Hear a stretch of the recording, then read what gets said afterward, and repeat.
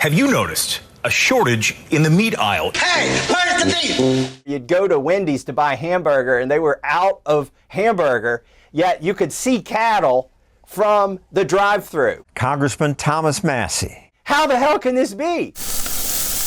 How can it be that with so many steer in America that we sometimes can't buy meat?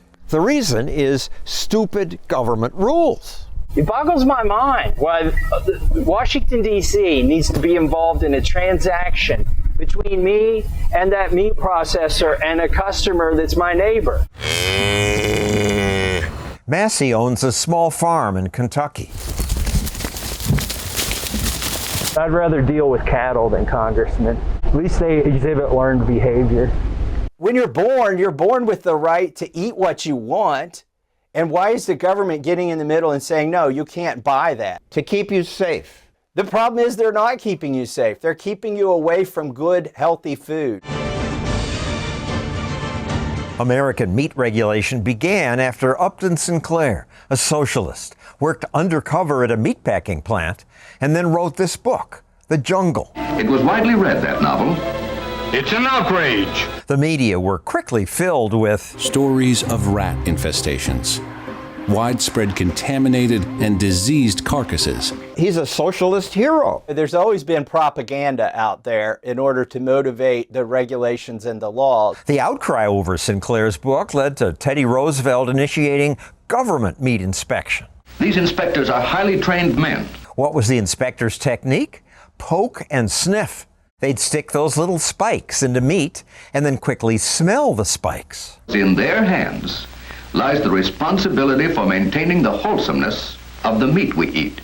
But poking and sniffing meant the inspectors often made things worse because this spread disease from one carcass to the next.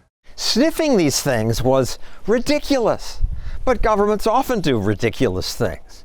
And regulators, once they start doing something stupid, tend to keep doing it.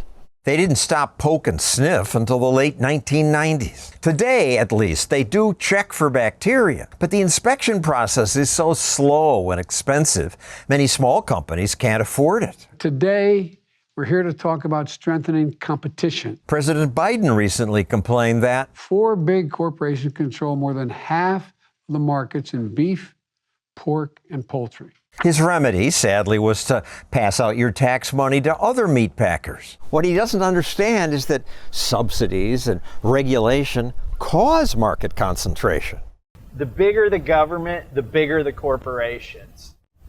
People who don't like big corporations haven't figured that out. The USDA has now issued a recall. In addition, centralized inspections require commingling meat. That lets small problems become bigger ones. Some meat processing plants around the country have become COVID-19 hotspots, forcing the temporary closure of at least 15 plants. We made our food supply brittle. By that, I mean, one small disruption throws the whole thing off. During the COVID shutdowns, ranchers who couldn't get to a slaughterhouse killed their own animals. There's just simply nowhere to go with them. If only they'd been able to go to a local processor like Massie's doing here. We are hauling this steer a whopping 3 miles to deliver this to a processor that's not USDA. That's this slaughterhouse. 888 pounds.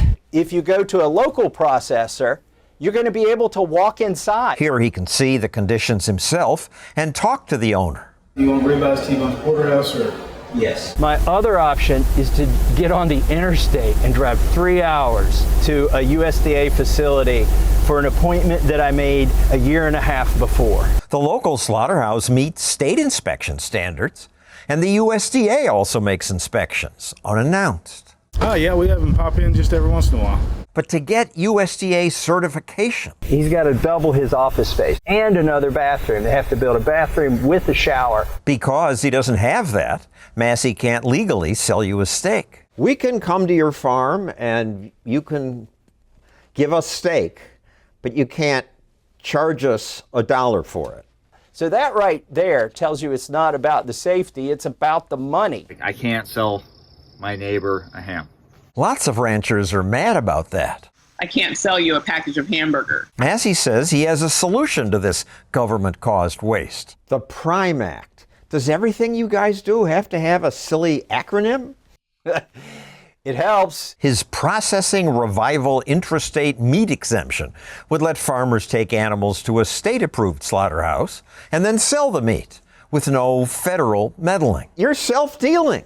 You're a cattle farmer. You're just trying to help yourself. John, I've got 50 cattle. So this is the most inefficient self-dealing any politician has ever engaged in. Massie says he's doing it because Americans ought to have a right to eat whatever we want to buy.